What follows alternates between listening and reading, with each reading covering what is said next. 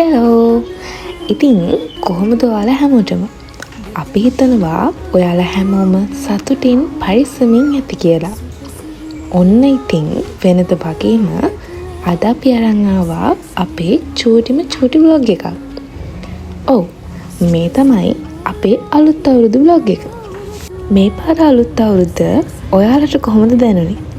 මං අහන්නේ චූටි කාලේ තිබුණු අර ෆ්‍රෙෂ් නිදහස් හැඟීමද, එහෙමත් නැත්නම් වගකීමක් අපේ ජීවිතවලට පොඩියට හරි එනවා අපි දැන් ලොකු වෙලා, අන්න ඒ වගේ හැඟීමක්ද ආවේ?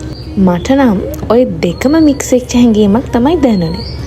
ගහකොළවල ලස්සන දළු දාලා, මල් පිපිලා, කොහාගේ සද්දෙත් එක්ක අලුත් අවුරුදු ෆීලිං එකක් එනවා වගේම ගෙදර වැඩවලට පොඩියට හරි උදව් වෙනකොට මට නම් දැනෙන්නේ හරිම ලොකු හැඟීමක්. හැබැයි මට හිතෙනවා මගේ ඇඟ ඇතුලේ ඉන්න කම්මැලියා තාම එහෙමයි කියලා. ඒ වුණාට මේ පාර අවුරුද්දට කැවිලි හදන්න මම උදව් වුණා. ඔයාලා ඉතින් මොකද අලුත් අවුරුද්දට කරේ? හරි, එහෙනම් අපි දැන් යමු අවුරුදු කැමමේ සිට මම හදපු රසම රස ෆෝල් ටොෆි එක බලන්න. ඉතින් ඒක හදන්න මම ගත්තා සීනි, බටර්, වැනිලා, කිරිපිටි, ඒ වගේම ගාගත්ත පොල්. ඒක ගන්නකොට පොඩක් බෙන් කරලා ගන්න. එතකොට සොෆ්ට් එකට එනවා. තව මම කොළපාට කලරින් ටිකකුත් දැම්මා. මොකද ඉතින් හදන කෑම එක ලස්සනට තියෙන්න ඉපැයි. මගේ රෙසිපි එකේ නම් ගත්ත පොල් වැඩි වෙලා තිබුණා. හැබැයි රසේ නම් වෙනසක් තිබුණ නැහැ. පෙනුමේ නම් පොඩි වෙනසක් තිබුණා. ඉතින් ඊළඟට මම මේ හදන්නේ ෆලුඩා. මම මෝතයිකේ ෆලුඩා මික්ස් එකෙන් තමයි මේක හැදුවේ. රස නම් අවුලක්ම නැහැ. හැබැයි ඔය නූඩල්ස් වගේ තියෙන්නේ. මම මේ වගේ නම දන්නේ නැහැ. අන්න ඒව නිසා අපේ ගෙදර අය ඒකට එච්චර කැමති වුණේ නැහැ. ඒ වුණාට ඔයාලා මේක හදනවා නම් අයිස්ක්‍රීම් ටිකක් දාලා බොන්න ගන්න. එතකොට හරිම රසයි. ඉතින් මේකට ෆ්‍රෙෂ් මිල්ක් වලින් ලීටර් එකක් දාලා හොඳට උණු කරලා නිවලා ෆ්‍රිජ් එකට දාලා මම තිබ්බා. මොකද ඊළඟ දවසේ බොන්න ඕන හින්දා. ඉතින් ඔන්න ඔය විදිහට වැඩ ටික වෙද්දී මම මේ ඊළඟට හදන්න යන්නේ කොකිස්. මුලින්ම හදන කොකිස් එක හරියට ආවේ නැහැ. පස්සේ අම්මා මොකද මන්ද කරලා දුන්නා. ඉතින් ඊට පස්සේ මම ඒ සේරම තනියමම හැදුවා. ඔන්න ඔය විදිහට තව කැවිලි එහෙම හදලා පරණ අවුරුද්දේ ඉඳන් අපි හිටියා අලුත් අවුරුදු උදා වෙනකන්. ඉතින් මම මේ දැන් අපේ මල්ලිත් එක්ක හවස් වෙලා මල් කඩන්න ආවා.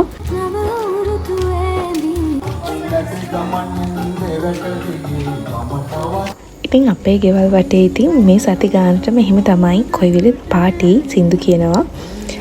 ඉතින් ඔන්න අපි දැන් පුණ්‍ය කාලේට පන්සල් ඇවිත් තියෙන්නේ.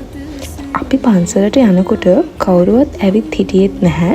අපි ගිහින් ලයිට්ස් එහෙම දාලා මල්, පැන්, පහන් ඒ දේවල් පූජා කරලා ගාථා කියලා ඒ පිළිවෙත් සේරම කරගත්තා. මම සාමාන්‍යයෙන් සෙනග නැති වෙලාවට වගේ පන්සල් යන්න කැමති කෙනෙක්. ඒ වගේ වෙලාවට නිදහසේ පාඩුවේ වැඳලා ඉන්න පුළුවන් වගේ දෙයක් තියෙනවා. ඒත් අද කවුරුත් නැති නිසාද මන්දා මට හිතුණා තව කට්ටිය හිටියනම් හොඳයි වගේ. මොකද එතකොට එයාලත් පහන් එහෙම පත්තු කරාම පන්සල මීට වඩා එළියයිනේ. ඉතින් මං හිතන්නේ ඒක වෙන්න ඕනේ මට මෙහෙම දැනෙන්නේ.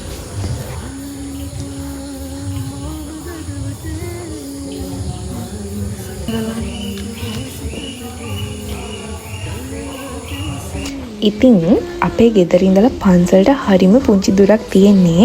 හරියටම ගත්තොත් අපේ ගෙදර තියෙන්නේ පන්සලට පිටිපස්සෙන්.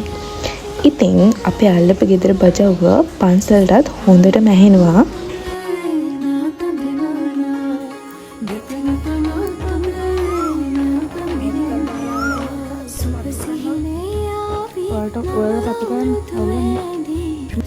ඉතින් ඒ විලාවේ ඔය විදිහට වැඳලා කරලා සේරම කරාට පස්සේ ආයෙත් පන්සලේ ලයිට්ස් ඔෆ් කරලා අපි ගෙදර එන්න ආවා.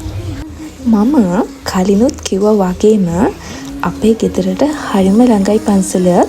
ඒක නිසා අපි ඉතින් පයින්ම තමයි ආවේ.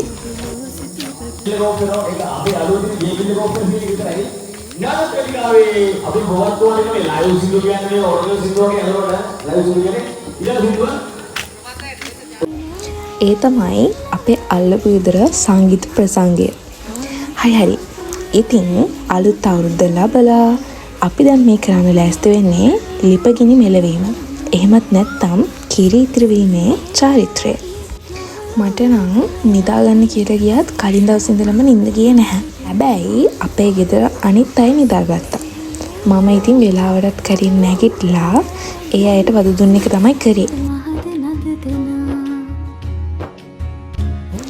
අනේ බලන්නකෝ මට ඔයාලට විශ් කරන්නත් අමතකුණානේ. ඔන්න එහෙනම් 2025 මේ ලැබපු අලුත් අවුරුද්ද ඔයාලා හැමෝගෙම හීනේ ඉටු වෙන, හැමෝගෙම හිතවල සතුට ඉතිරෙන, සාමය සෞභාග්‍ය පිරි සුභම සුභ අලුත් අවුරුද්දක් වෙන්න කියලා අපි ඔයාලා හැමෝටම ප්‍රාර්ථනා කරනවා. මේක වෙන්නේ 2025 අවුරුද්දේ 4 වෙනි මාසේ. ඉතින් හරියටම ගත්තම අවුරුද්ද සම්පූර්ණ වෙන්න ගොඩක් දවස් තව තියෙනවනේ. ඉතින් ගෙවුණු දවස් කොහොම වුණත් ඉස්සරහට උදාගෙන අලුත් දවස් වලට හිනා වෙලා හොඳට වැඩ ටික කරගන්න අපි හැමෝටම පුළුවන් වෙන්න කියලා අපි ප්‍රාර්ථනා කරනවා. එහෙනම් අපි දැන් බලමු ඕෂිතගේ ගෙදර ලිපිගිනි මිලිවීම මොන වගේද උනේ කියලා. ඉතින් එයා මේ නැකතේ නම් ෆුල් වීඩියෝ එකක් අරන්. හැබැයි අනිත් ඒවා අරන් නැහැ.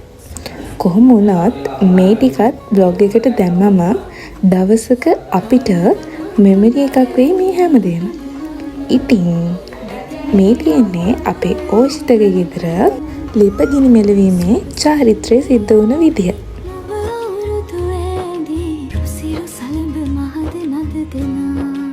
ඉතින් ඕෂිත යාළගේ අම්මා කිරිබත් හදන වීඩියෝ එකකුත් අරගෙන තිබුණා. ඔන්න ඊළඟට අපි බලන්න යන්නේ ඕෂිතගේ ගෙදර කැවිලි මේසේ මොන වගේද කියලා. ඒ වගේම දැන් ඔයාලා මේ දකින්නේ උදේ 6යි ගානට තියෙන නැකතට 4යි ගානේ ඉඳලා මම හැදුව අපේ ගෙදර කැවිලි මේසේ. මේ තියෙන්නේ අපේ ගෙදර ගහෙන් මල් අරගෙන මම හැදුව අපේ ෆ්ලවර් වාස් එක.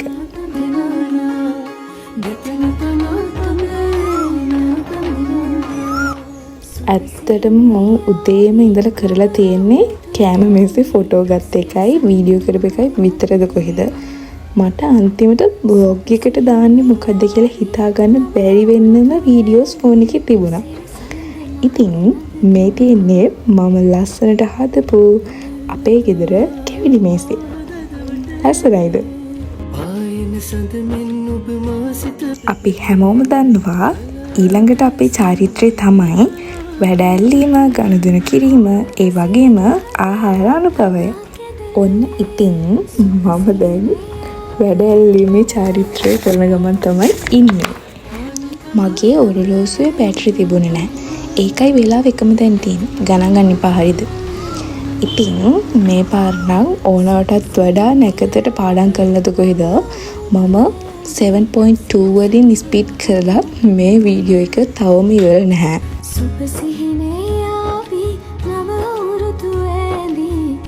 ඉතින් ඊට පස්සේ ගනුදෙනු කිරීමේ චාරිත්‍රයට මම අපේ අම්මට රුපියල් 500ක් දීලා අම්මගෙන් 1000ක් ගත්තා.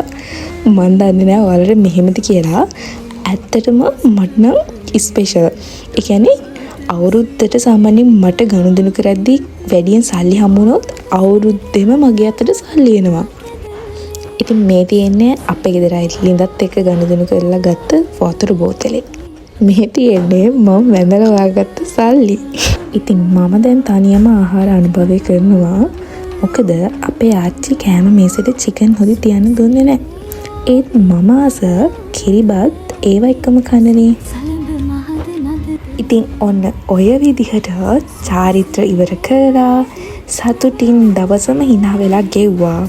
දවල් වෙලා ටිකක් නිදාගත්තා. මොකද මම රෑ නිදාගත්තේ නැහැනේ. ඔන්න ඔය විදිහට තමයි මෙදා සැරේ අපේ අවුරුදු දවස ඉවර වුණේ.